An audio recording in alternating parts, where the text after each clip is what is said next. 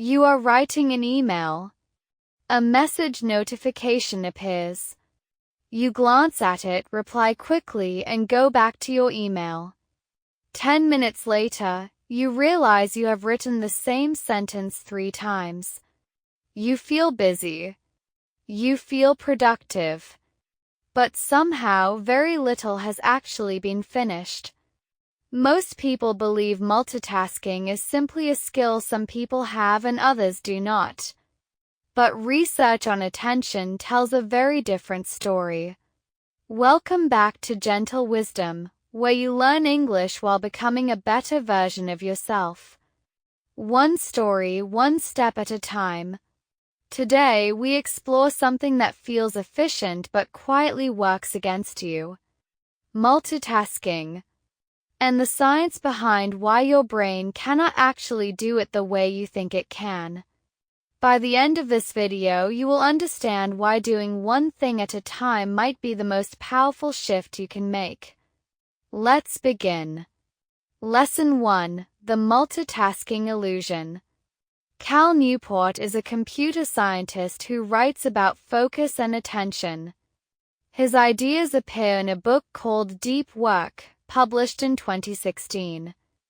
It has become one of the most influential books on productivity in the past decade. Newport makes a claim that surprises many people. Your brain does not actually multitask. When you believe you are doing 2 things at once, your brain is rapidly switching back and forth between them. Each switch has a cost. Researchers call this attention residue. When you move from one task to another, part of your attention stays behind, still processing the previous task. This means that when you check a message while writing an email, you do not fully return to the email. A small piece of your focus remains stuck on the message, even after you stop looking at it. The more often you switch, the more residue accumulates until your entire session feels foggy and unfocused, even though you were technically working the whole time. You cannot do deep work in a divided mind. Lesson 2: Deep work versus shallow work. Newport draws a clear line between 2 kinds of work. Shallow work is logistical, easy, and does not require much concentration. Checking messages, attending routine meetings, organizing files. Deep work is different. It is cognitively demanding work that requires full, undistracted concentration. Writing something meaningful, solving a difficult problem, truly understanding something new. Here is the uncomfortable truth. Shallow work feels productive because it is easy and constant. Deep work feels harder because it requires real focus. But deep work is where almost all meaningful progress actually happens. Most people fill their day with shallow work and wonder why they feel busy but unfulfilled.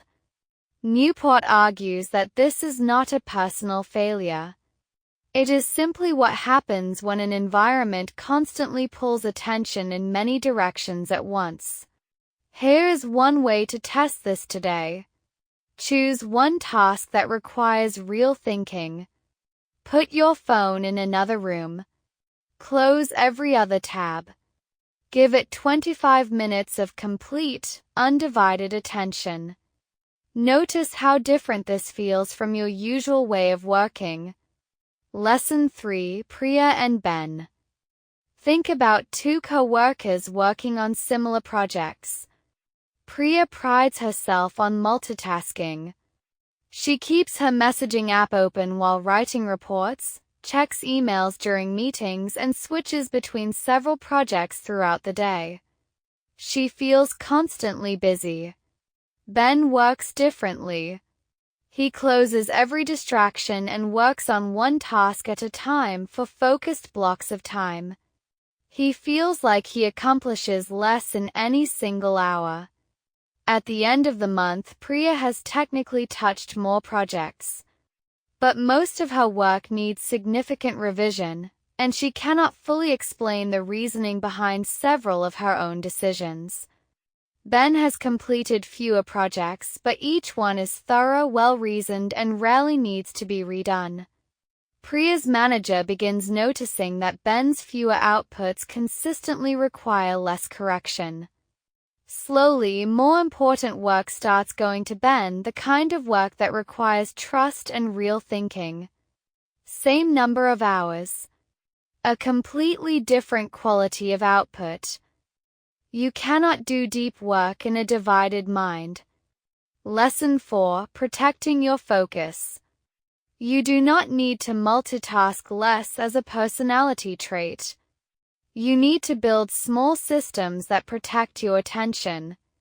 Newport suggests scheduling specific blocks of time for deep work and treating that time as non-negotiable, the same way you would treat an important meeting. Even 30 minutes protected completely produces more than hours of interrupted effort. Think about how this applies to learning English. Studying with the television on or checking your phone every few minutes means your brain never fully engages. Even 15 minutes of complete, focused attention often produces more real learning than an hour of distracted studying. Try this the next time you study. Put your phone in another room, not just on silent. Choose one small task, like listening to a single English sentence and repeating it. Give it your complete attention without checking anything else for just a few minutes. Notice how much clearer your thinking feels compared to studying with half your mind elsewhere. Every distraction you remove is a gift to your own focus. Every block of undivided attention builds real, lasting skill. Every moment of deep work compounds into something shallow work never could. So today, choose one task. Just one. Remove every distraction you can. Give it your full attention, even briefly. You cannot do deep work in a divided mind. You are becoming. Something has shifted in you today. The person who finishes this video is not quite the same as the one who started it. That shift is real. And it is yours to keep. If you enjoyed today's story, please like and subscribe. A new story arrives every day. Feel free to share your thoughts in the comments too. Every choice shapes your life. Small habits, big results. And keep becoming. Study Corner, today's English notes. Welcome to the Study Corner. Let's review 3 useful words from today's story. The first word is residue. In the story we heard, researchers call this attention residue. Residue means a small amount of something left behind after the main part is gone. For example, switching tasks quickly leaves attention residue that slows you down. The next word is cognitively. In the story we heard, it is cognitively demanding work that requires full, undistracted concentration. Cognitively relates to mental processes like thinking, understanding, and remembering. For example, learning a new language is cognitively demanding at first. The third word is non-negotiable. In the story we heard about treating focus time as non-negotiable. Non-negotiable means something that cannot be changed or compromised on. For example, make your daily English practice non-negotiable, even on busy days. What was the most useful thing you learned today? Or is there anything you want to know more about? Share your thoughts in the comments. Small steps. Every day. You are doing well. See you tomorrow.